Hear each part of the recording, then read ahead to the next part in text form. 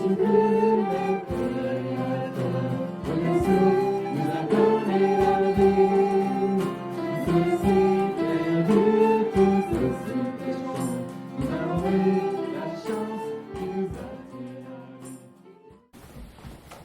chers amis, chers frères et sœurs. La rentrée sonne aussi pour moi, c'est vrai. Et je me réjouis que nous puissions célébrer ce culte ensemble.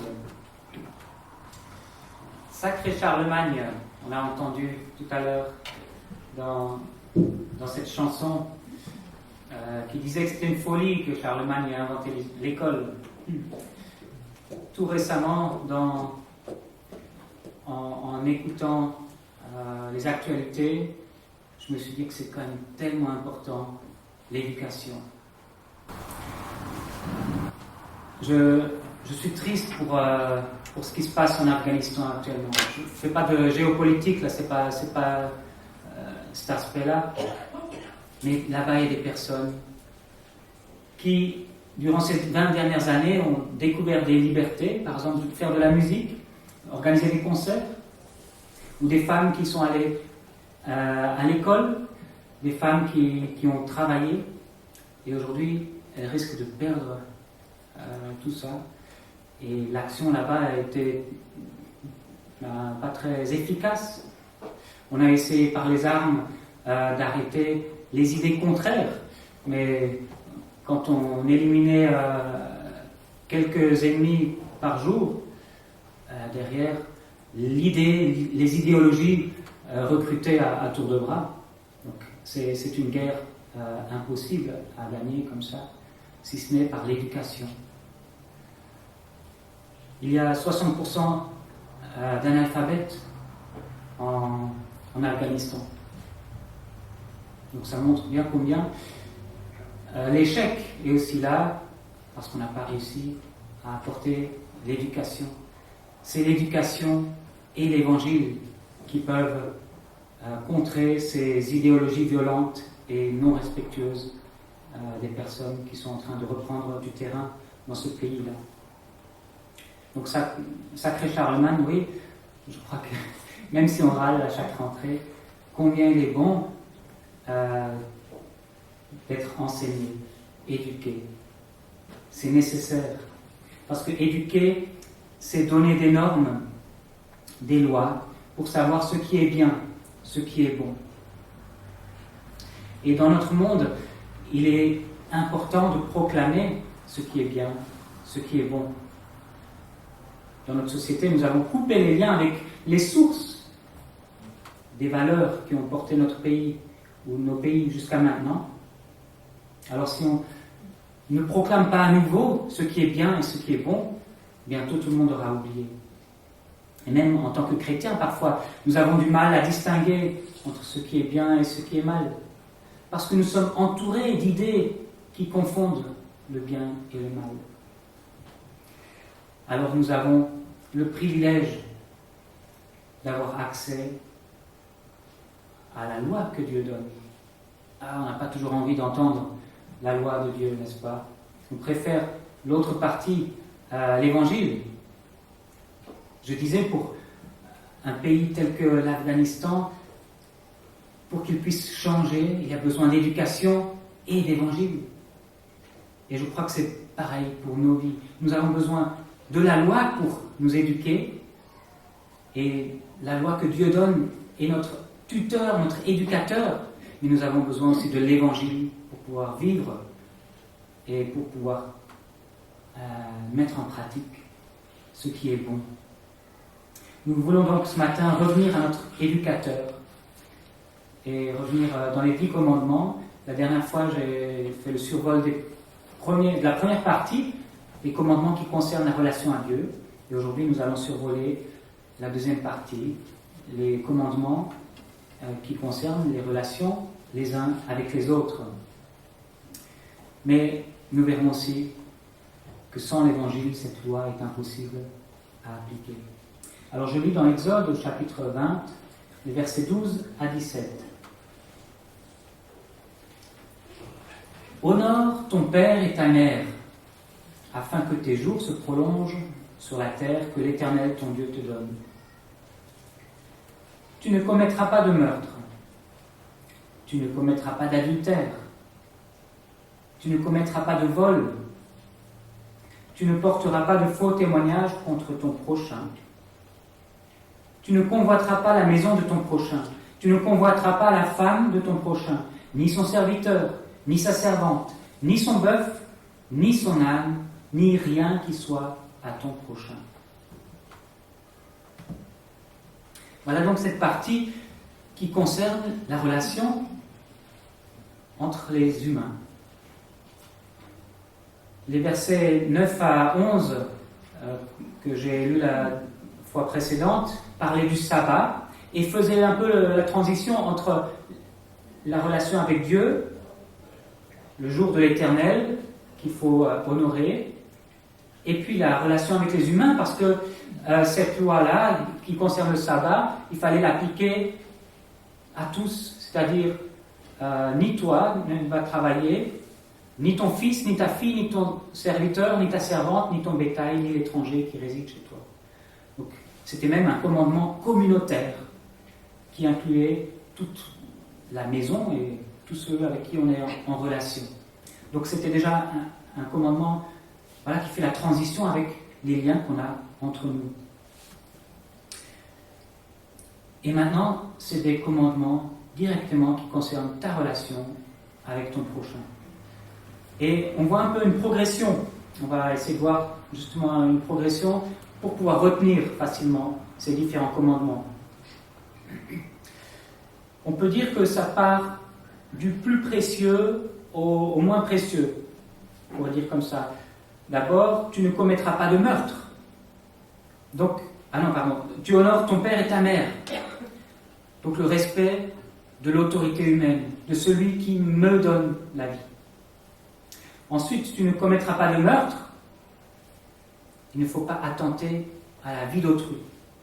La vie est tellement précieuse. Ensuite, tu ne commettras pas d'adultère. C'est le lien conjugal est le lien le plus fort entre deux êtres humains. Donc, c'est le lien le plus précieux que nous avons. Alors, celui-là non plus, nous ne devons pas attenter au lien qui unit deux personnes. Ensuite, tu ne commettras pas de vol. Ce sont les biens matériels. Ne pas attenter aux biens d'autrui. Et ensuite, tu ne porteras pas de faux témoignages contre ton prochain. C'est-à-dire, tu ne dois pas faire quelque chose contre l'honneur de l'autre. Ou quelque chose qui, à travers le mensonge, va le mettre en difficulté. Et puis, le dernier commandement qui dit qu'il ne faut même pas envisager toutes ces choses, envisager de prendre quelque chose à l'autre. Donc, on voit une progression, respect de celui qui me donne la vie, respect de la vie, ensuite le lien le plus fort entre les êtres humains, le respect du bien d'autrui, le respect de l'honneur de l'autre, et ne même pas envisager de prendre quelque chose qui est à l'autre. Voilà une progression qui peut nous aider à retenir ces commandements. On peut aussi voir une autre progression, c'est celle que quand on la transgresse, on s'implique quelque part de manière différente. Avec le meurtre, on s'implique avec tout son corps, avec violence. Avec l'adultère, on s'implique avec tout son corps, peut-être sans violence. Le vol, on s'implique avec la main. Le faux témoignage, on s'implique avec la bouche. Et la convoitise, on s'implique avec les yeux, la pensée. Voilà, peut-être deux manières de classer ces commandements pour nous aider à les retenir. Alors, ce texte semble assez lourd parce que c'est des formules négatives. Et aujourd'hui, quand on fait un règlement, je ne sais pas, pour une colonie, pour une école, pour un groupe qui veut vivre ensemble, on préfère tourner les choses positivement. Tu feras ceci, tu feras cela. On n'aime pas trop ces formules négatives. Tu ne pas, tu ne pas, tu ne feras pas ceci, tu ne feras pas cela. Eh bien, je crois que si on y réfléchit bien, cette formulation-là, elle nous laisse plutôt de la liberté. C'est plutôt un signe de liberté que quelque chose à prendre négativement. Ce qui est négatif, c'est quand la relation entre les humains est brisée. Et ça crée des prisons. Nous sommes emprisonnés lorsque notre relation est brisée avec quelqu'un. Nous ne sommes plus libres de vivre avec la personne ce qu'on pourrait vivre de bon. Nous sommes emprisonnés quand nous utilisons le mensonge pour accuser quelqu'un, parce qu'après nous devons maintenir notre mensonge. Nous sommes emprisonnés dans la peur d'être découverts si nous tuons quelqu'un, si nous commettons l'adultère.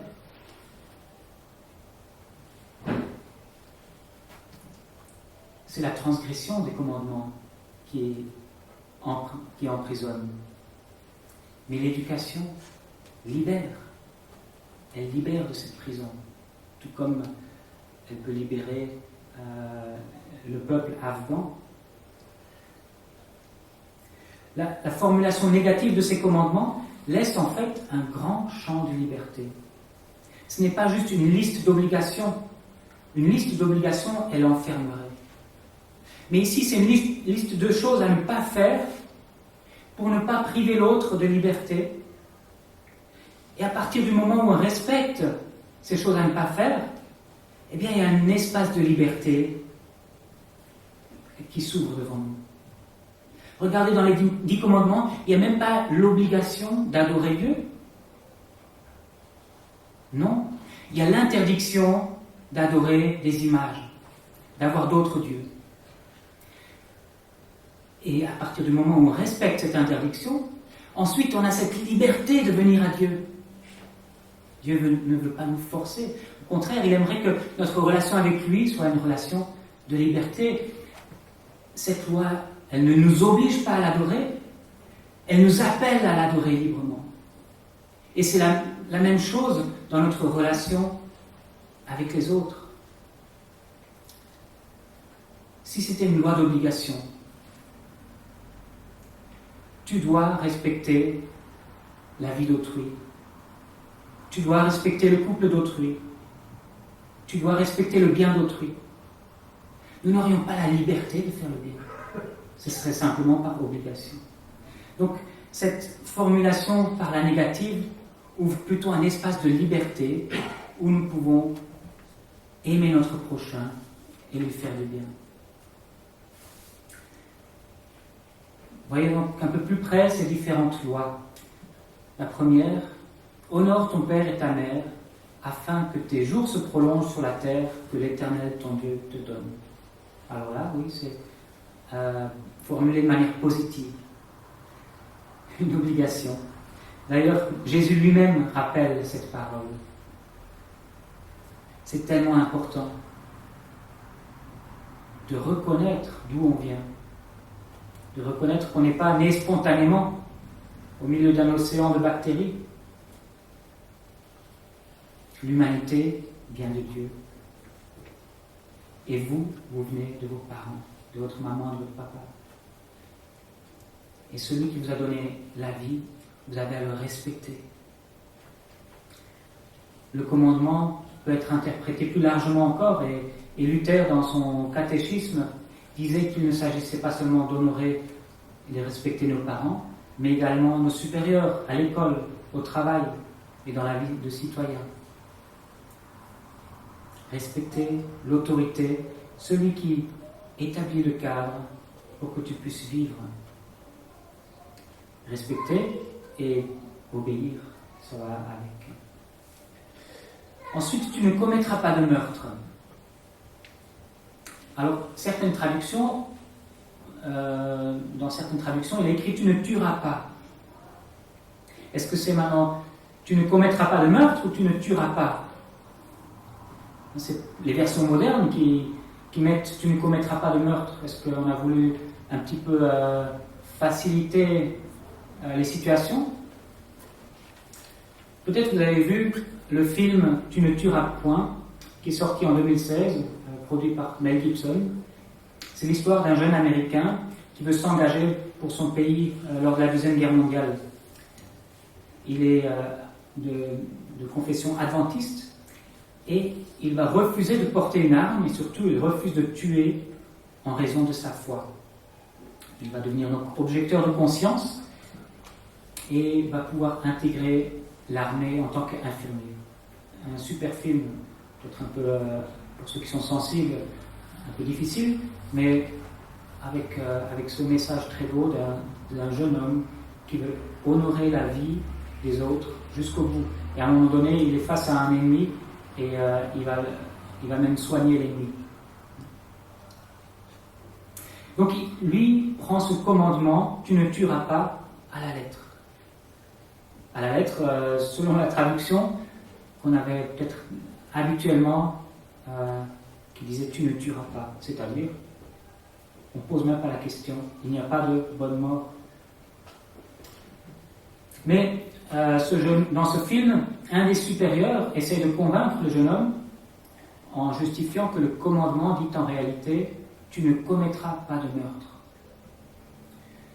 Ne pas commettre de meurtre laisse de la place pour les vies qu'un soldat peut supprimer. En soi, ce n'est pas un meurtre, c'est une guerre. Ça laisse aussi la place pour la condamnation à mort, qui est prononcée par une cour de justice. Ça laisse de la place pour la légitime défense. Alors, qu'est-ce que le commandement de Dieu veut dire exactement? Eh bien, le mot hébreu parle de meurtre et pas juste de tuer de manière générale. Donc ça a souvent été mal traduit. Et quand on regarde le contexte, on comprend aussi mieux quand il s'agit de ne pas commettre de meurtre. Dans le chapitre suivant, au chapitre 21, on lit « Celui qui frappera un homme et causera sa mort sera puni de mort ». Donc le meurtre ici est explicitement condamné. Mais pour appliquer cette peine capitale, il fallait donc bien que des personnes soient habilitées à tuer le coupable. Vous voyez, donc il y a une différence entre le meurtre, là où par haine on tue quelqu'un, et ici en l'occurrence la peine capitale, la mise à mort d'un coupable. Et de même dans le chapitre suivant, lorsqu'on tue par accident, on n'est pas considéré comme meurtrier. Et l'Ancien Testament évoque un certain nombre de fois où Dieu dit « Vous allez exterminer tel et tel peuple ». Est-ce que Dieu peut dire d'un côté « On n'a jamais le droit de tuer » et puis après il donne ses ordres? Ce serait contradictoire. Mais si on comprend que c'est le meurtre qui est interdit, et si on comprend que Dieu en fait a condamné des peuples à cause de leur méchanceté, donc une condamnation à mort, là on arrive à réconcilier les deux. Comment est-ce que nous devons appliquer ce commandement? Bien sûr, en premier lieu, ça semble clair, et c'est dans notre loi de notre pays aussi, il est interdit de commettre un meurtre. Mais il y a peut-être d'autres façons plus subtiles. Par exemple, concernant la fin de vie, ces derniers temps, régulièrement, quand quelqu'un veut terminer sa vie un peu en avance, pour différentes raisons, parfois pour raisons médicales, c'est bien médiatisé. Ah, ils sont allés en Suisse, là-bas on a le droit de pratiquer le suicide assisté. C'est aussi une manière d'ôter la vie qui n'est pas légitimée par Dieu. Ou l'euthanasie est une autre forme de meurtre, peut-être une forme adoucie, mais en tout cas une forme qui nous concerne aujourd'hui. Et puis ôter la vie avant l'accouchement, c'est là encore une autre forme de transgresser cette loi de Dieu qui nous demande de respecter la vie du début jusqu'à la fin. Le prochain commandement, tu ne commettras pas d'adultère. Ça signifie ne pas avoir de relation sexuelle avec le conjoint d'un autre. Oui, parce que la relation du conjoint est la relation la plus profonde entre deux êtres humains. Et elle est scellée par cette relation exclusive, la relation sexuelle exclusive avec le conjoint. Et quand on vient avoir cette relation sexuelle avec quelqu'un, la femme d'un autre ou l'homme d'un autre, eh bien on vient briser cette relation qui est pourtant bonne d'un homme et d'une femme qui se sont promis fidélité pour la vie. Et transgresser cette loi a des conséquences terribles, parce qu'elle détruit des couples, elle détruit des familles, elle fait du mal aux enfants, à ceux qui les entourent. Elle peut parfois même détruire la foi des personnes qui sont impliquées, ou en tout cas diminuer beaucoup la force de leur foi. Alors dans notre société qui justifie l'adultère, qui le promeut, il y a des pubs pour des sites de rencontres spéciales adultère. Parfois, notre société glorifie même l'adultère. Et il vaut mieux ça que d'être malheureux en couple. Mais dans cette société-là, nous devrions être particulièrement dérangés quand nous entendons et quand nous voyons cela. Même dégoûtés. On peut imaginer que l'adultère soit représenté dans l'art, dans les films par exemple. On peut imaginer que ce soit représenté. Mais notre réaction devrait être, à minima, d'être dérangé par ça, voire dégoûté quand nous voyons ces choses-là représentées. Et si ça ne nous dérange plus de voir l'adultère justifié, si dans notre cœur, peut-être nous justifions même l'adultère, et c'est ce qu'on peut faire en regardant un film, voilà, où on se dit, ah ben, la pauvre fille avec son mari, elle est quand même bien mieux avec son amant. Et à travers l'histoire qui nous est racontée, on justifie peut-être cet adultère. Ben, si ça nous arrive, alors il est peut-être temps de regarder autre chose, de changer de film, de changer de chaîne. Parce que rappelez-vous, c'est une question d'éducation. Et le monde nous éduque. Le monde nous enseigne avec ses idées. Si tout d'un coup nous sommes à l'aise avec les idées du monde, c'est que la loi de Dieu ne nous enseigne plus assez. Alors il faut faire des choix. Il faut à nouveau mettre de côté tel livre, à nouveau mettre de côté tel film, pour nous concentrer sur ce que Dieu veut pour nous laisser éduquer par Dieu. Ensuite, tu ne commettras pas de vol. Quelles sont les formes de vol modernes? Parce que voler, je pense qu'il n'y a aucun d'entre vous qui va dans les maisons, ou qui va dans les magasins pour dérober. Quelles sont les formes de vol modernes? Eh bien, il y a les biens intellectuels, ou peut-être justement les films, les téléchargements illégaux, ce genre de choses. Tu ne commettras pas de vol. Pourquoi? Parce que le bien lui appartient à l'autre. Il a la liberté d'en user. Et toi, tu ne vas pas l'empêcher d'user de cette liberté. Tu ne porteras pas de faux témoignages contre ton prochain. une question de vérité ou de mensonge. Et je crois que le faux témoignage est particulièrement d'actualité, surtout quand nous transmettons des fausses informations. Notre État a même légiféré là-dessus, sur la transmission des fausses informations.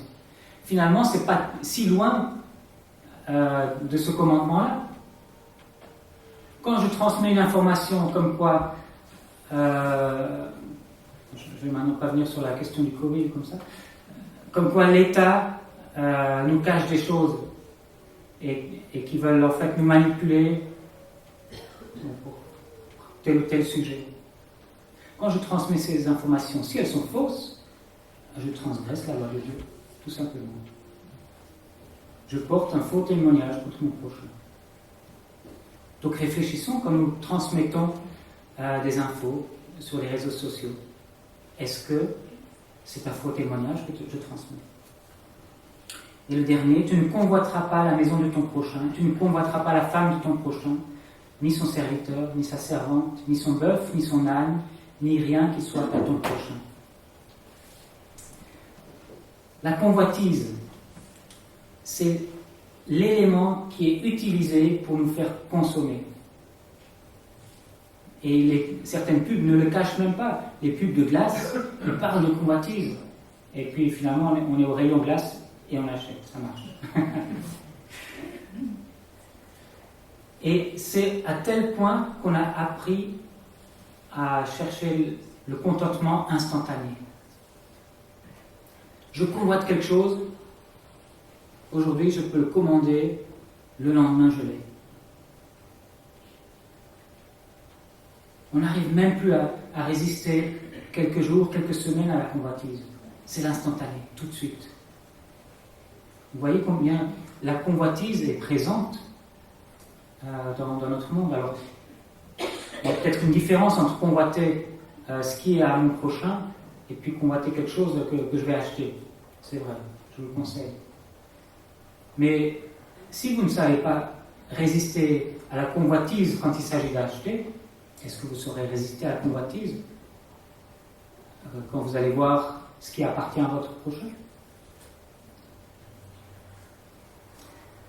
On a fait des vacances en vélo, en famille, et on a tout déplacé sur nos vélos et dans des charrettes.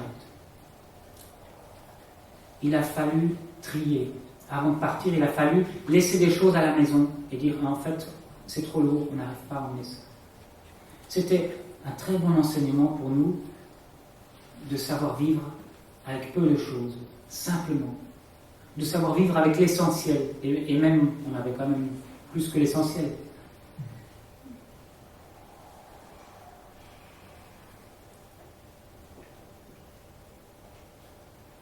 Est-ce que nous savons nous contenter de ce que nous avons? Ou est-ce que nous laissons la convoitise s'installer parce que ça, nous ne l'avons pas encore? Et mon voisin a une piscine, et mon voisin a un drone, et mon voisin a une voiture de telle marque. Ça, je ne l'ai pas encore. Il me le faut. Apprenons à nous contenter de ce que Dieu nous donne.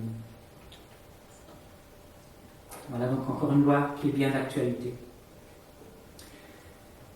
Alors, ça c'est l'éducation. L'éducation que Dieu veut nous donner. Mais s'il n'y a pas l'évangile, cette éducation n'ira pas loin. Cette semaine, j'ai lu avec mes deux plus jeunes filles l'histoire de la femme pécheresse qui est amenée devant Jésus et que les pharisiens voudraient lapider. Jésus, vous connaissez sa réponse, il a dit « Celui qui n'a jamais péché, jette la première pierre. » Et puis les pharisiens repartent. Et à la fin, Jésus dit cette phrase à la femme. Il dit « Va et ne pêche plus. » Et mes deux jeunes filles ont été interpellées, choquées même par cette phrase. « Va et ne pêche plus. » Quoi? Ne plus pécher? Mais c'est pas possible. Comment on fait? Elles ont entendu cette parole et l'ont prise pour elles. Va et ne pêche plus, dit Jésus. Mais je n'arrive pas à ne pas pécher.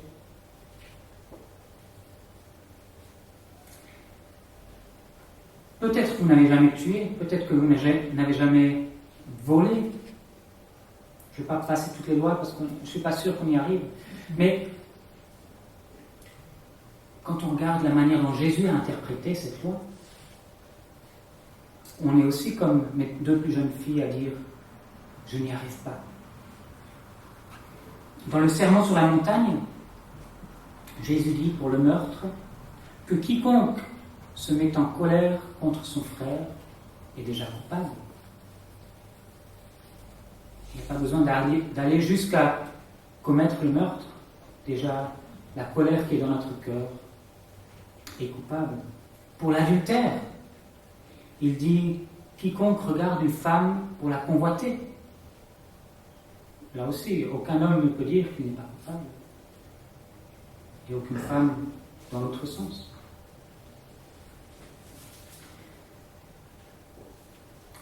Donc, quand on se met à l'écoute de Jésus, la manière dont il interprète la loi, on se rend compte qu'il est impossible de tout respecter. Il est impossible d'être juste devant Dieu. Nous avons donc besoin de l'Évangile. Nous avons besoin de la loi pour nous éduquer, mais nous avons aussi besoin de l'Évangile, cette bonne nouvelle de Jésus-Christ, qui nous dit, oui, ça c'est la loi. Et à cause de la loi, tu mérites d'être condamné. Mais je prends la condamnation à ta place. C'est ce que nous avons célébré à travers la Sainte Seine. Jésus qui prend notre condamnation à notre place. Et à travers ça, à travers cet acte, Dieu nous pardonne. Oui, nous avons besoin de l'Évangile pour être libérés de la condamnation de la loi. Nous avons aussi besoin de l'Évangile pour être rendus capables de vivre ce qui est bon, ce qui est bien, ce qui est juste. Parce que l'Évangile, ce n'est pas seulement enlever la condamnation, mais c'est aussi transformer notre cœur. Jésus nous a envoyé son Esprit Saint qui vient transformer notre cœur, nous donner un nouveau cœur qui a un élan, non plus vers le péché, mais qui a un élan qui nous pousse vers Dieu, qui nous pousse vers ce que Dieu aime, qui nous pousse vers les bonnes choses de Dieu. Nous avons donc besoin de l'Évangile aussi pour être capables de pratiquer les bonnes choses que Dieu a pour nous.